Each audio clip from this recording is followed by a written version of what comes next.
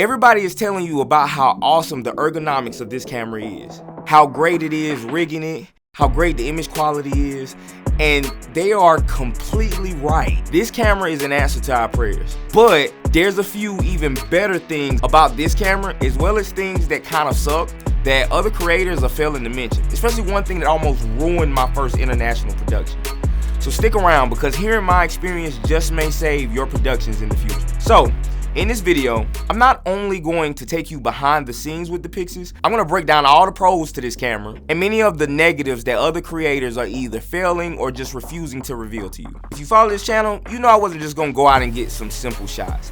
I decided to take it on set with me to my first international project, which was a visual album I was hired to direct for a UK artist named Falake Awesome. Now get ready, because your mind's finna get blown. I was tasked with shooting 6 music videos in only 3 days, which is crazy.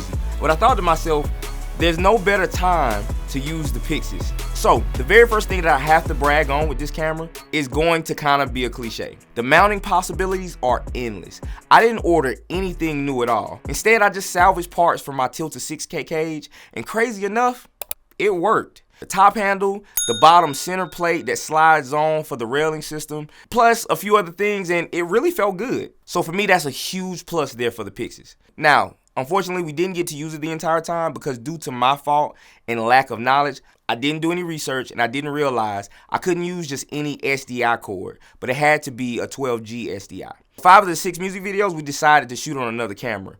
Which, side note, I gotta tell you about that later too. But huge shout out to Deshaun White, who realized that he had the right cord we needed and let us use it. So on the 3rd day of filming, we finally got to use the Pyxis. And I must say, not only was I very impressed with this camera at first, but my DP was taken aback as well. Not only did it feel great in our hands and was easy to rig to, but because of the new body style, the weight is distributed very evenly. So we're able to mount this in ways that I would not have been comfortable with mounting the original 6K. Now, the only ergonomical, I don't think that's a word, issue that I have is that the record button is also on the side of the camera. But getting the Pyxis monitor will surely help that problem.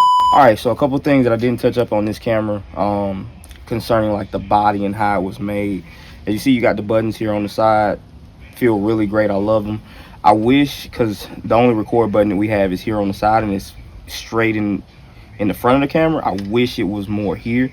Another thing that you guys need to know, if you hit this button here to lock your buttons, it locks your screen and it locks your buttons. So if you're shooting and you touch, you don't change any of your settings while filming.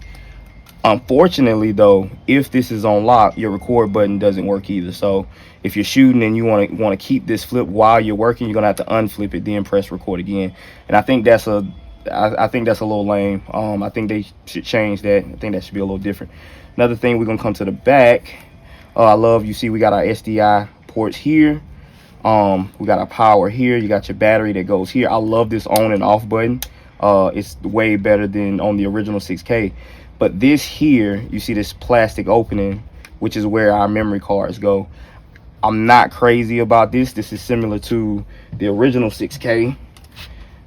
They gave us these kind of like plastic ports with this strip, and as you see, 2 of them are missing because they're cheap, so they come off.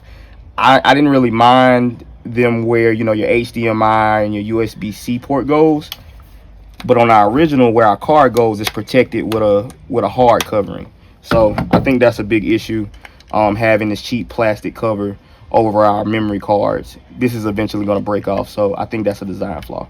Now, as you see here, our gaffer built this sort of DIY crane with a menace arm and a high boy. I really love that shot, as well as the others we got, which brings me to my next pro, the image quality. And before you say it, it's the exact same sensor as the 6K full frame.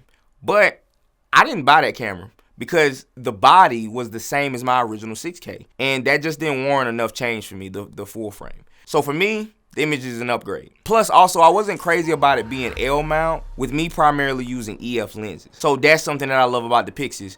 You can get it L mount, you can get it PL mount, or you can get it EF, whichever best floats your boat. But of course, that brings me to my next con. Am I the only one that notices that when Blackmagic comes with a new release, they give us something new but simultaneously take something else away? Why in the world can we not shoot ProRes on this camera? So I have to shoot RAW? This reminds me of the, not having 4K RAW in the 6K, which was just weird. But just like that situation, after, you know, hearing complaints from us, Blackmagic listened. We got access to 4K RAW.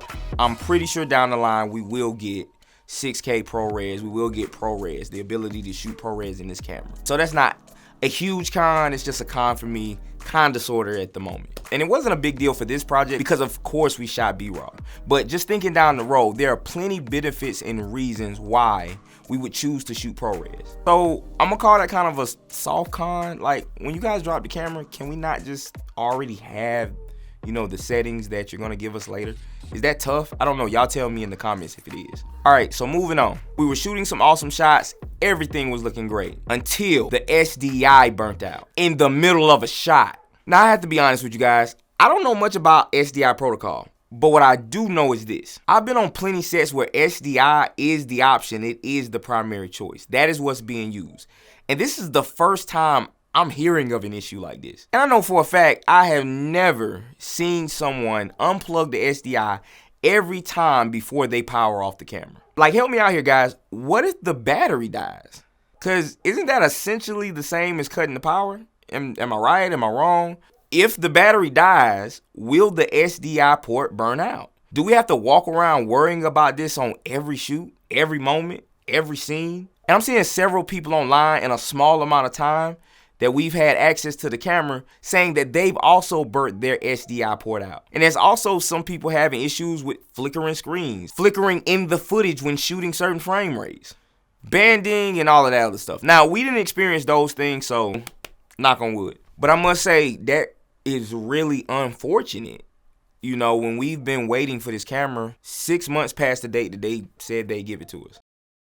Now, thankfully, we had another camera on standby because this could have ruined everything for that video. But we did lose a lot of time, though, since we were shooting during golden hour. So I had to pivot. I had to make several adjustments.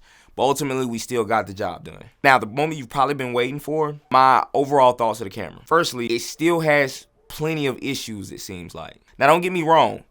Like I said, image is amazing. The different resolutions, open gate, all of that is amazing. And my favorite thing, how easy it is rigging it to a gimbal now.